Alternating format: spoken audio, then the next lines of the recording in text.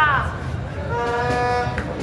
저는 오늘 백신에 대해 너무도 무시했던 지난날 제 모습을 반성하며 국민을 두려움 속에 몰아넣고 납득하기 어려운 정책들을 밀어붙였던 문재인 정부에 다시 묻기 위해 이 자리에 섰습니다.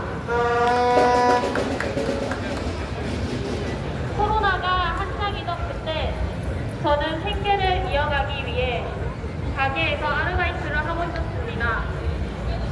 들어오는 손님마다 배낭 문자가 울렸고 뉴스에서는 연일 불안한 이야기만 쏟아졌습니다. 저는 겁이 났고 무시했고 정부가 시키는 대로 뉴스에서 떠드는 대로 따라야 하는 줄 알았습니다. 저는 생계와 학업을 이어가기 위해 백신을 2차까지 맞았습니다. 그 과정에서 부정출혈 같은 몸의 이상도 겪었습니다. 그때 저는 그것조차 대수롭지 않게 넘겼습니다. 정부와 뉴스가 말하는 국민의 안전을 위한 선택, 이른바 K 방역을 믿고 백신에 맞지 않은 사람들보다 내가 더 안전한 쪽에 서 있다고 생각했기 때문입니다. 그러나 계엄 이후 저는 그 시절을 전혀 다른 눈으로 바라보게 되었습니다. 직접 자료를 찾아보고 하나씩 파고들수록 제가 믿었던 것이 과연 국민을 위한 진실이었는지 아니면 국민을 공포 속에 묶어두는 장치였는지 스스로 묻게 되었습니다.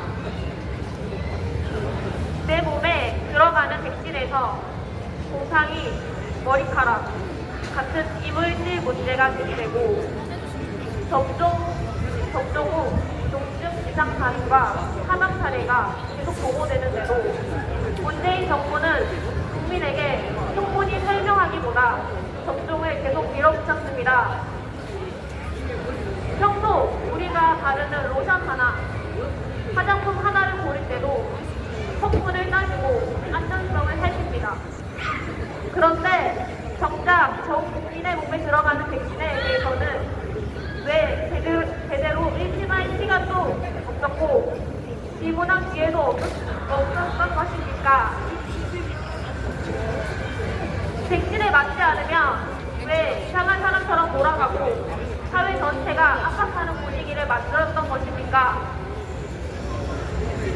앞서 말씀드린 것처럼 접종 후 제게 생긴 부정출혈은 저만의 이야기가 아니었습니다.